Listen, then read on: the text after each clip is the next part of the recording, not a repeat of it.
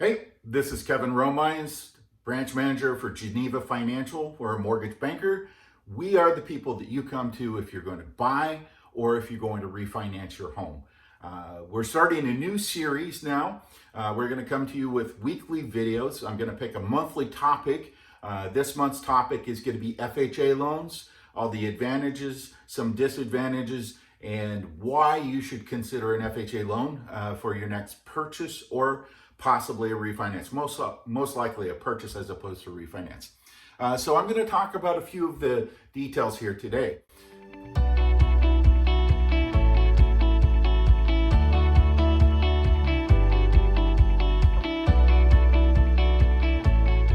On an FHA loan, the number one thing that we want to pay attention to is its down payment is 3.5%. Now, how does that compare? 3.5% is pretty comparable to Fannie Mae and Freddie Mac. So Fannie Mae has the Home Ready at 3% down, and Freddie Mac has Home Possible at 3% down. There are limitations there that you might not find on FHA. So FHA is a bit more flexible in some ways, and then there's times that Fannie and Freddie are a bit more flexible. But 3.5% is what you need for the down payment. What kind of score do you need? Well, currently with our company, you need a 620 credit score. However, FHA will actually go down to 580 with 3.5% down, and they'll actually go down to 500 on the credit score if you had 10% down. Now, our company does not participate in those credit scores, and so with our company, you need a 620. However, there's been some talk on the front there, and the talk is that the scores might be coming down. And so I'll keep you abreast as to when that might happen. I'll let you know in future videos. So again, 3.5% down, 620 credit score. So what are some of the acceptable sources of the down payment? So let me just kind of run through that. You can use your savings and your checking. You can use cash that is saved up at home. That's not in the bank. It's got certain criteria that you've got to meet. But if you meet that criteria, you can use the cash saved at home.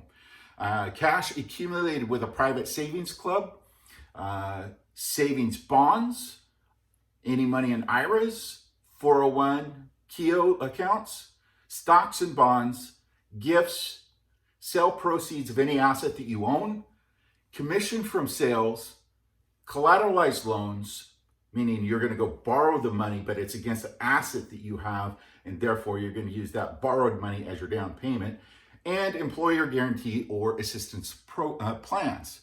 So the one I'm going to focus in on is gifts.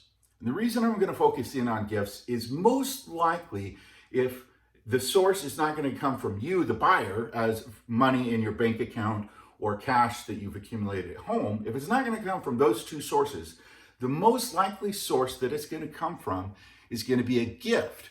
That is the most commonplace. So, gifts, let's talk about that. A gift can come from a family member, a close friend with a clearly defined documentable interest in the borrower. What does that mean? Maybe a fiance.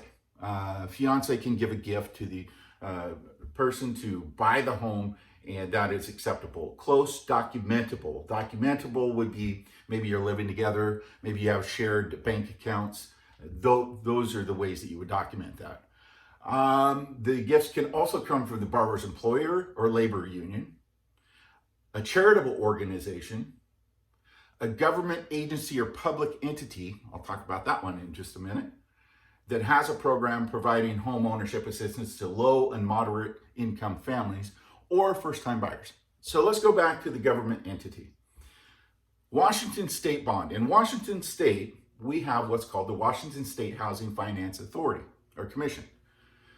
Washington State Housing Financing Commission will provide what's called down payment assistance.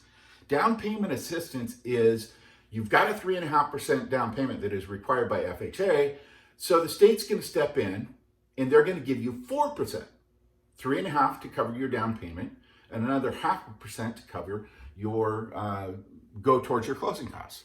So that would be a case where you've gotten down payment assistance in between the FHA loan and the down payment assistance, you basically have 100% financing. So there's no money for down payment out of pocket. The only thing you got to deal with is closing costs. Can closing costs be paid by the seller? Yeah, it happens all the time. So theoretically, in that kind of situation, what is a person's out-of-pocket cost? Well, there's only two out-of-pocket costs. Now I take that back. Three. Okay. The three out-of-pocket costs are: our company requires the buyers to pay for, at the time that it's ordered, the appraisal. Now, if the seller is paying the buyer's closing costs, the buyer can get that money back at the time of closing. So it's basically money out of pocket initially when you're ordering the appraisal, but by the time you get to closing, you get it back. Okay, so that's great. That's one. Two, if you use Washington State bond for down payment assistance, they require you to order an inspection. They don't want to see a copy of the inspection report. They just want to see a paid receipt. And they know if you have an inspection that things could come up on the inspection that could be a point of renegotiation with the seller, but at least you have knowledge that these items probably need to be addressed. So that's a good point. Number three.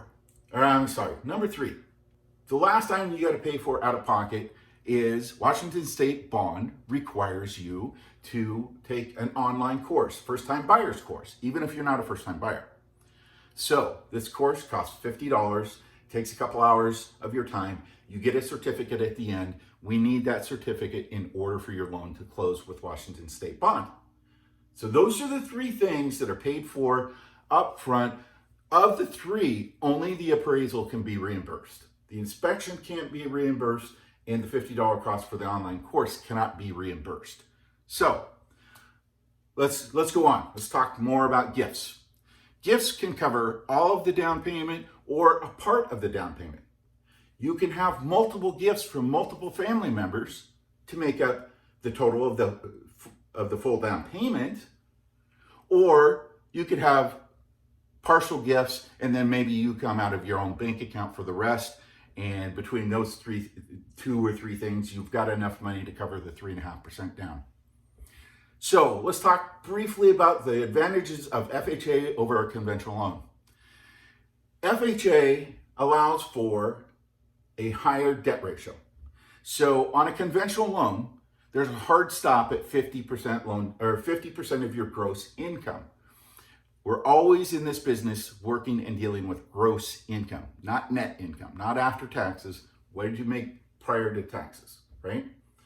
So 50% of your total income you cannot have payments any more than 50%, including the new house payment. So you got to look at your debts and say, okay, what percentage of my gross income is my current debt load?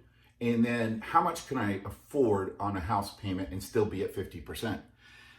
The advantage on FHA is you can go up to 56.9%. Now that doesn't sound like a huge increase, 6.9% over conventional. But when you calculate it into purchase power, it could mean, and I say could mean because it depends on your overall loan size and it depends on your interest rate, but it could mean an extra $40,000, $50,000, $60,000, $70,000 on your purchase power. If you're at one bracket in terms of purchase power, but you're just not finding the house that you want, and you decide to go FHA, you might be able to get up here and reach for that house that you otherwise wouldn't qualify for on a conventional loan. That could be a huge advantage. So I've kept you long enough. If you have any questions or concerns, reach out to me through Facebook, call me 360-269-7359, or text me, or email me, and my email address will be at the end of this video. Thanks. I hope you learned, and we'll see you next week.